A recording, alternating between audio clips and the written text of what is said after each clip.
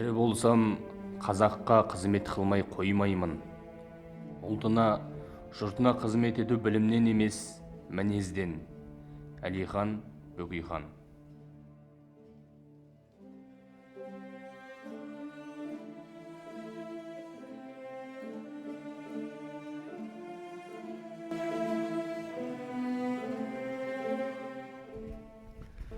Өз тілімен сөйлескен, өз тілімен жазған жұрттың ұлттығы еш уақытта адамы құрамай жоғалмайды.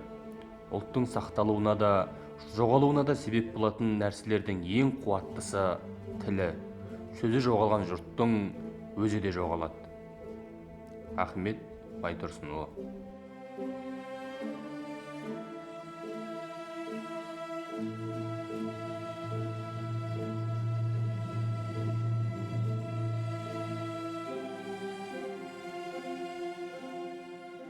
Тіл жұрттың жаны, тілінен айырылған жұрт, жойылған жұрт.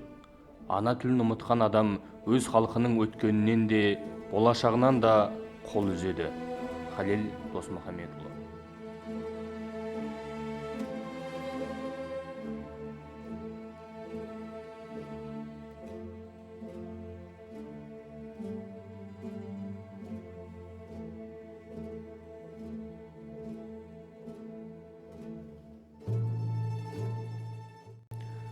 Тіл болмаса, ұлт та болмайды. Яғни, ол ұлт бүтіндей өлген, жоғалған ұлт болады. Ең әуелі ана тілі қажет. Егер ана тілін білмесең, онда сен ол ұлттың баласы емессің. Ана тілін білмей тұрып, ұлт білімін ала алмайсың. Ұлт білімі болмаса, онда әдебиеттің болмайтындығы өзі-ақ белгілі. Әдебиеті жоқ ұлттың өнерді өршімейді. Ғұмар Қараш.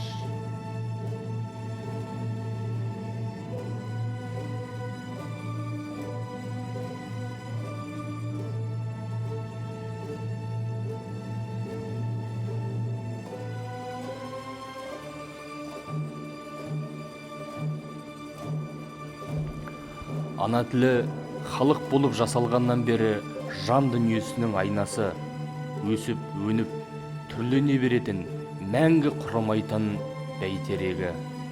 Ана тілі жүректің терең сырларын, басынан кешкен дәуірлерін, қысқасы, жанның барлық толқындарын ұрпақтан ұрпаққа жеткізіп, сақтап отыратын қазына.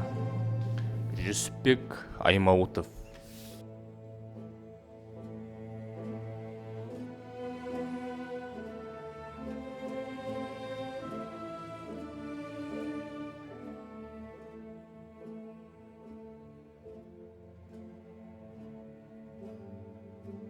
Ұлт үшін тілінен қымбат еш нәрсе жоқ. Бір ұлттың тілінде сол ұлттың жері, тарихы, тұрмысы, мінезі айнадай ашық көрініп тұрады.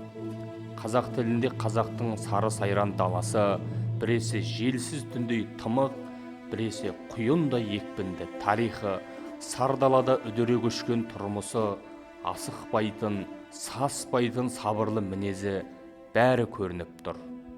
Қазақтың сары даласы кең, тілі де бай. Мағжан Жұмабай.